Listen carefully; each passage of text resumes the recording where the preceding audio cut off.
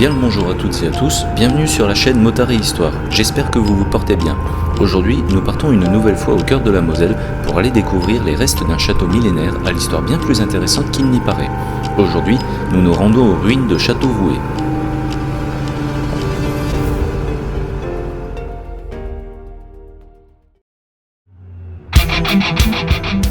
Salut, moi c'est Motard et Histoire, je crois que mon nom est assez explicite.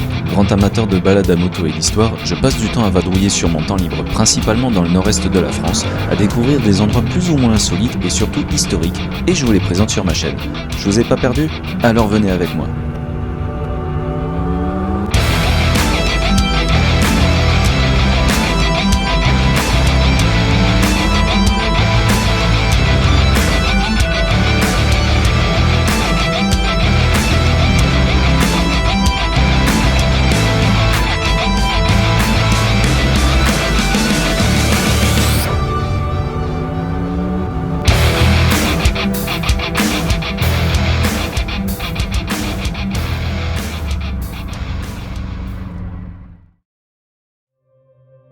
Le château de Château-Vouët.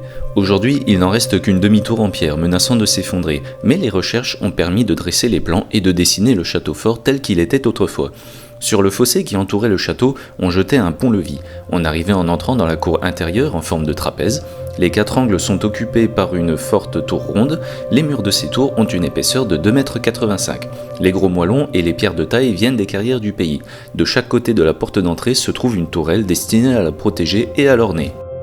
Il n'est pas aisé de se dire, en arrivant au milieu de ce tout petit village proche de Château-Salins, qu'il s'agissait du domaine d'une des plus illustres seigneuries de Lorraine. La seule trace qui en subsiste est cette ruine d'une tour toute en pierre. La construction originelle de ce château daterait du Xe siècle, date estimée grâce à la charte de l'abbaye de Vergaville. En 930, le seigneur Inmar aurait cédé les biens territoriaux de son château aux dames bénédictines de Vergaville. Plus tard, Château-Vouët est à nouveau mentionné. Sigeric et Théodoric, successeurs d'Inmar, seraient liés à la famille de Salm, dont une femme, Mathilde de Hombourg, comtesse de Hombourg, a fondé l'abbaye de Salival en 1140 ou 1156 selon les sources. Les historiens pensent donc que, comme le domaine se situe à égale distance de Vergaville et de Salival, il était le protecteur des deux abbayes, d'où l'appellation de Château-Vouët. Le château abrita de nombreux seigneurs, tous vassaux jusqu'en 1766 des ducs de Lorraine, dont les plus célèbres et aussi les derniers seront les comtes de Hunolstein. Le comte Philippe-Charles de Hunolstein, investi par le roi Louis XV en 1772, fait une description détaillée du patrimoine de la seigneurie du château.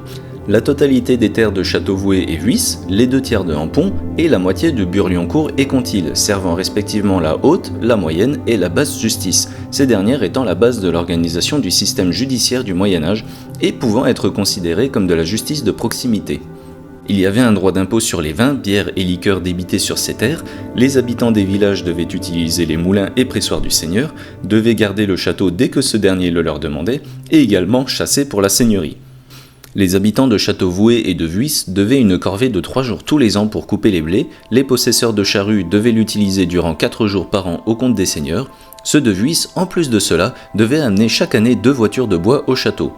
Un droit de bourgeoisie était dû aux seigneurs à hauteur de 8 francs barois pour les étrangers, équivalent à environ 72,67 € à l'époque, et 4 francs barois pour les habitants, soit 36,33 €.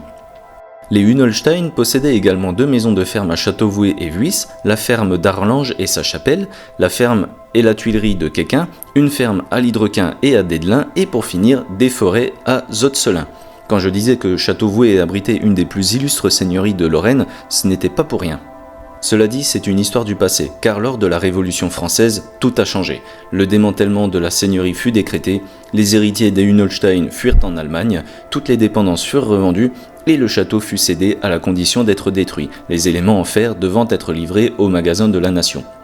Il ne reste donc plus aujourd'hui que ce petit morceau de terre, vaillant témoin de l'histoire d'une seigneurie glorieuse qui fut profondément affectée par la Révolution, comme bien d'autres choses dans le pays. Et voilà, c'est la fin de cette vidéo. J'espère que cette histoire vous aura plu. Si c'est le cas, n'hésitez pas à cliquer sur le petit pouce bleu, le petit bouton pour s'abonner et à activer les notifications pour ne pas manquer mes futures vidéos. Vous pouvez également suivre ma page Facebook où je recense également mes vidéos. Ça me ferait vraiment plaisir et permettrait de me faire connaître davantage. C'est donc ici que je vous laisse, en attendant de trouver un nouveau lieu à découvrir et une nouvelle histoire à raconter. C'était Motard et Histoire. Tchuss.